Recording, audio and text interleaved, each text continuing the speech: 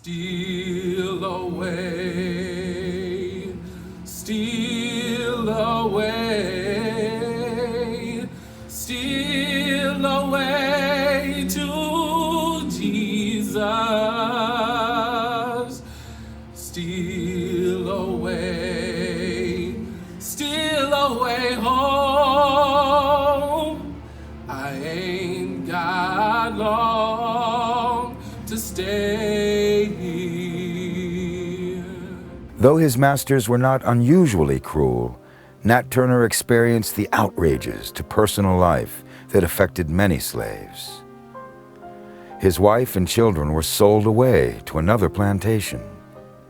Twice he asked his masters to free him, and both times he was whipped for his insolence. These offenses and indignities wore away at him. He began to interpret his visions as a calling for him to take up arms against the white man. He had a vision of white and black spirits clashing and heard the Holy Spirit direct him to take action. I heard a loud noise in the heavens, and a spirit instantly appeared to me and said the serpent was loosened, and Christ had laid down the yoke he had borne for the sins of men, and that I should take it on and fight against the serpent, for the time was fast approaching when the first should be last and the last should be first. And by signs in the heavens it would make known to me when I should commence the great work.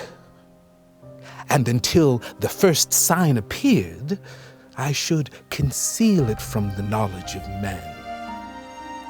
In February 1831, an eclipse of the sun was taken as his sign to act. And immediately, on the signs appearing in the heavens, the seal was removed from my lips.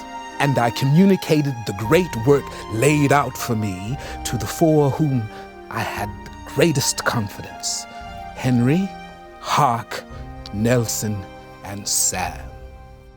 On the evening of August 21st, 1831, Nat Turner and those four, plus Will Francis and Jack Reese, began the killing. They started at the home of Joseph Travis, Nat's own master.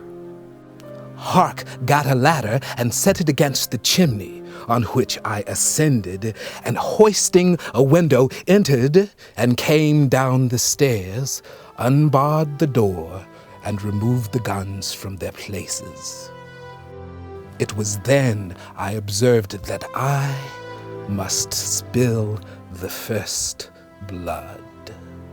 On which, armed with a hatchet and accompanied by Will, I entered my master's chamber. It being dark, I could not give the death blow. The hatchet glanced from his head. He sprang from his bed and called his wife. It was his last word.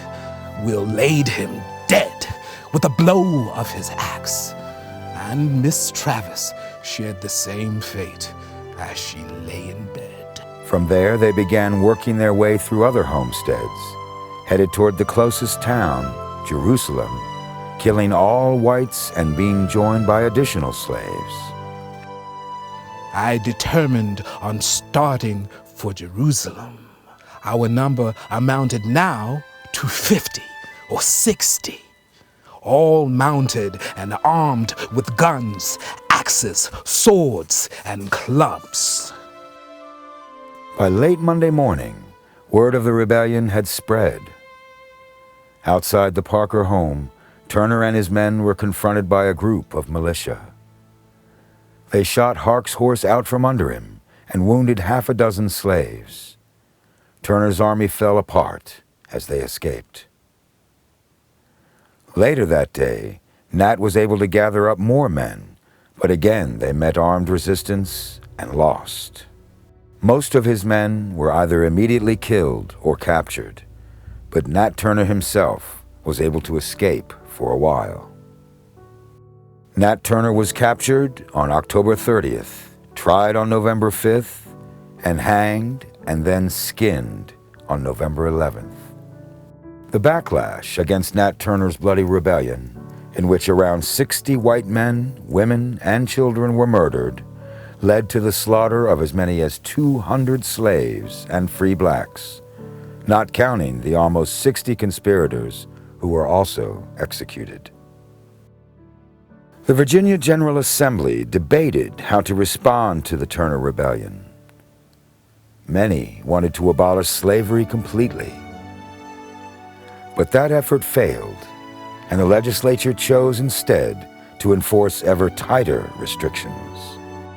It was made a crime punishable by a year in jail simply to express the opinion that masters had no rights to their slaves. Given the religious nature of Nat Turner's rebellion, and Denmark Vesey's, and Gabriel's as well, the legislature also declared that no slave or free black would be allowed to preach. Beyond the changes in the laws, there was a change in the atmosphere. No longer could Virginians fool themselves into thinking that the seemingly docile nature of their slaves meant that they accepted their lot in life.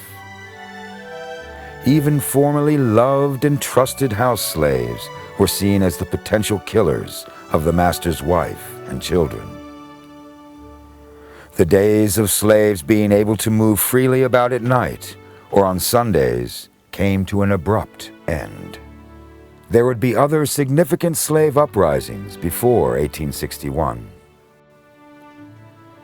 In 1839, Africans illegally enslaved on the slave ship Amistad would overthrow their own crew and eventually be returned to freedom and Africa by order of the U.S. Supreme Court. In 1842, 25 slaves held by the Cherokee Nation revolted and headed for Mexico, which had outlawed slavery. Though they killed 2 pursuers, they were eventually recaptured. But these and other smaller rebellions did not affect Southern American laws and philosophy in the way that Nat Turner's bloody uprising did. In 1831, in the wake of the deadliest slave revolt in the history of the United States, the nation was just 1 generation away from its deadliest war. A war that would pit brother against brother, master against servant, North against South.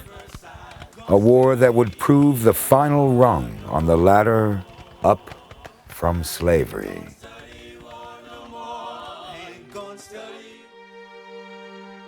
Thanks for watching. If you'd like to help us produce more compelling historical content like this, please like, comment below, and share this video with fellow history buffs. And of course, be sure to subscribe to help keep history happening.